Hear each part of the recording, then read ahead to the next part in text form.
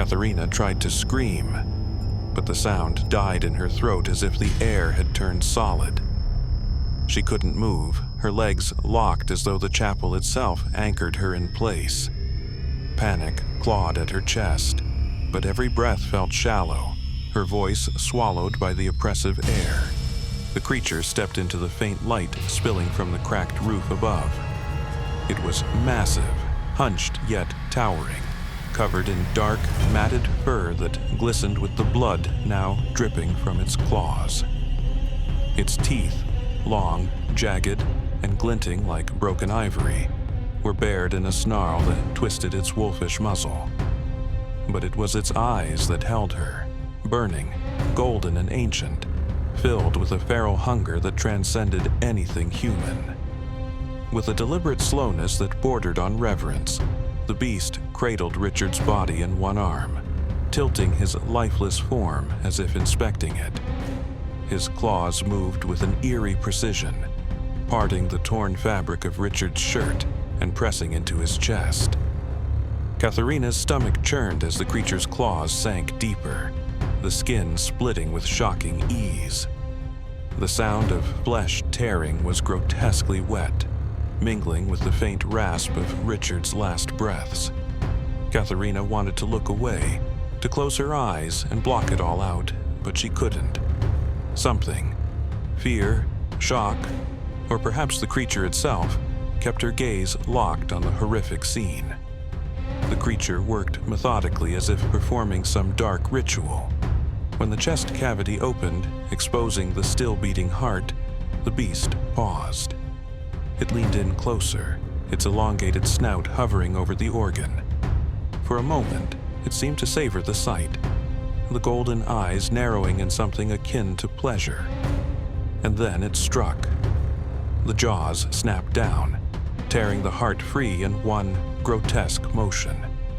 Blood spilled over its maw, staining its fur and dripping onto the cold stone ground. The creature didn't devour it all at once. Instead, it chewed slowly, almost sensually, each movement of its jaw deliberate. Its eyes closed for a brief moment, a guttural hum rumbling from deep within its chest as if it were savoring every bite. Katharina felt bile rise in her throat, her vision swimming as the scene unfolded before her. The grotesque act wasn't mindless violence. It was deliberate, calculated, and disturbingly intimate. This wasn't just a beast feeding. It was something older, darker. A ritual of consumption, of power. And then those golden eyes snapped open, locking onto hers. Katharina's body trembled as the beast's golden eyes bore into her. Its blood-stained maw, still dripping with crimson, turned toward her fully now. The weight of its gaze was suffocating, like being pinned under an unseen force. She tried to move, to scream, to do anything, but her body refused to obey. Her lips parted, a dry, breathless sound escaping as she fought against the paralyzing fear.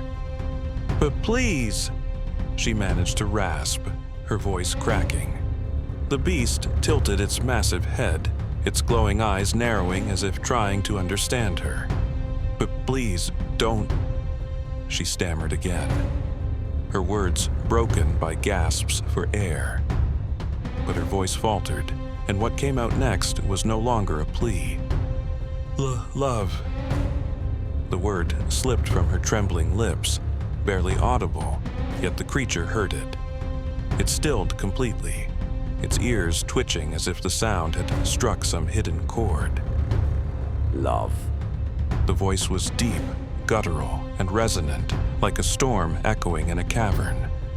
The beast repeated the word slowly, tasting it, turning it over in its mind as though it hadn't heard it spoken in centuries.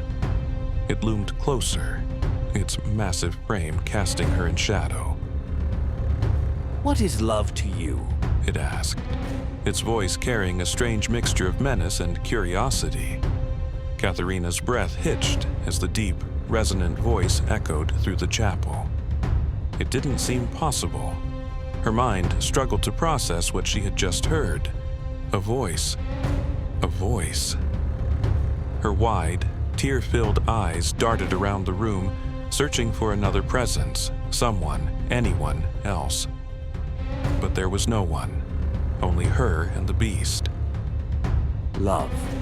The word rumbled again, low and deliberate, reverberating through the air like thunder rolling through a canyon. The sound pinned her in place, her knees trembling. Where did it come from? Her chest tightened, her breaths shallow and ragged. The voice seemed to fill every corner of the room, omnipresent and oppressive. She desperately wanted to believe it wasn't real, that her terrified mind was playing tricks on her. What love is to you, mortal? The question pierced the silence, each word laced with disdain and curiosity so sharp it felt like a blade pressing against her throat.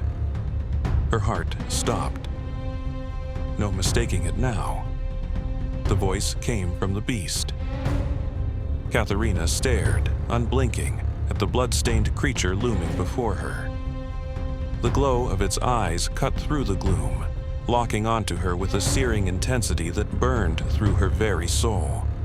Her lips trembled, her jaw slack, but no sound escaped her. Her mind raced, screaming at her to speak, to answer, to do something. But her fear bound her tighter than any chain. Her throat burned with unspoken words that clung to her like thorns. She wanted to scream, to beg, but all that came out was a pitiful whimper.